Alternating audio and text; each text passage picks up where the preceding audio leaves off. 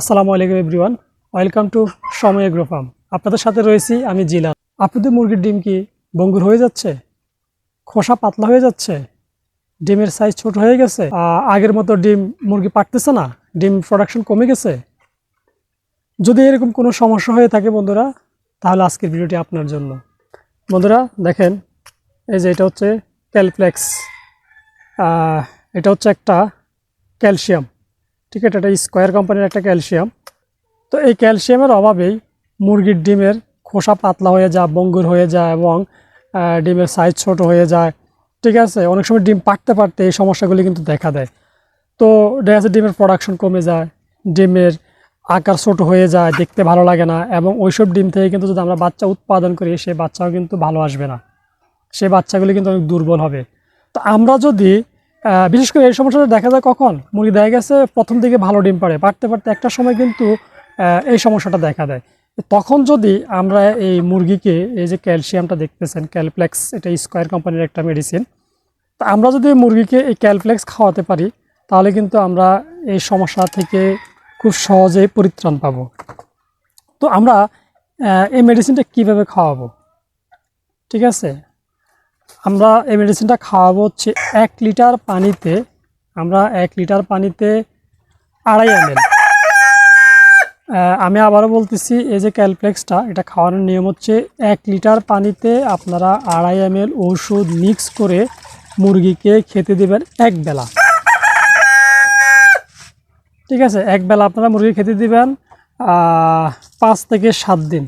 আপনারা যদি নিয়ম করে মুরগিকে 5 থেকে 7 দিন এই মেডিসিনটা খাওয়ান, তাহলে ইনশাআল্লাহ আপনাদের মুরগির যে ডিমের যদি কোনো সমস্যা থেকে থাকে, সেটা সমাধান হয়ে যাবে। এই যে আমার উপরে এগুলো হচ্ছে ফার্মি, এবং এই যে আমি দেখাচ্ছি নিচে দেখেন, এই যে এখানে দেশি মুরগি আছে, ঠিক আছে। এই যে আমার দেশি মুরগিগুলা, এই যে নিচে দেখতেছেন দেশি মুরগি।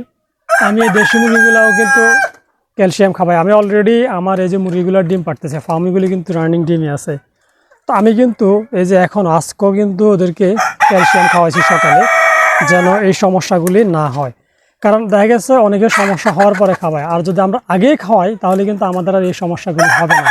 তো এই জন্য আমি কি করছি, এদেরকে আমি 7 দিনের একটা কোর্স করাইতেছি। অলরেডি আজকে আমার 6 দিনের কোর্স, 6 দিন হয়ে গেছে।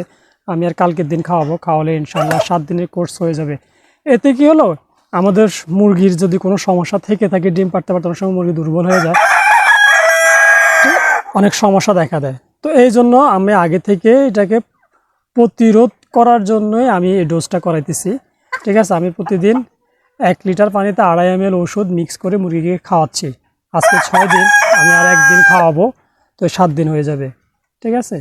তাহলে আপনারা যদি আমার নিয়মে ইনশাল্লাহ এই যে ক্যালপ্লেক্সটা খাওয়াতে পারেন, এই যে দেখেন এই যে ক্যালপ্লেক্স, হ্যাঁ, এটা একটা ক্যালসিয়াম, এটা খাওয়ালে ইনশাল্লাহ আপনাদের মুরগির আর এই সমস্যা হবে না। আর এই যে এটাতে ক্যালসিয়ামের সাথে আরও 2টা জিনিস আছে, ফসফরাস আছে এবং ভিটামিন D3 আছে, ঠিক আছে। ভিটামিন D3 আছে, ভিটামিন D3 খাওয়ালে কিন্তু মুরগির ডিমের উৎপাদন অনেক বেড়ে যায়। এই যে দেখেন ক্যালসিয়াম, ফসফরাস এবং ভিটামিন D3। তো ভিটামিন D3-র অভাবে কিন্তু বন্ধুরা অনেক সময় মুরগির ডিমের উৎপাদন কমে যায়। তো ভিটামিন D3 খাওয়ালে কিন্তু মুরগির ডিমের উৎপাদন বেড়ে যায়।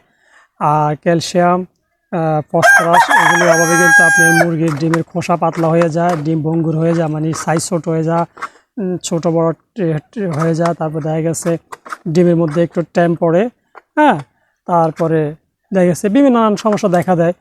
এবং এতে কিন্তু এই ডিমগুলি থেকে আমরা যদি বাচ্চা উৎপাদন করি, সে বাচ্চা কিন্তু আমাদের ভালো আসবে না, রেজাল্ট খারাপ আসবে।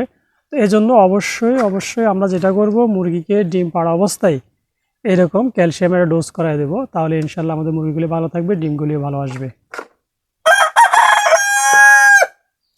তো বন্ধুরা, ভিডিওটি কেমন হলো অবশ্যই কমেন্ট করে জানাবেন।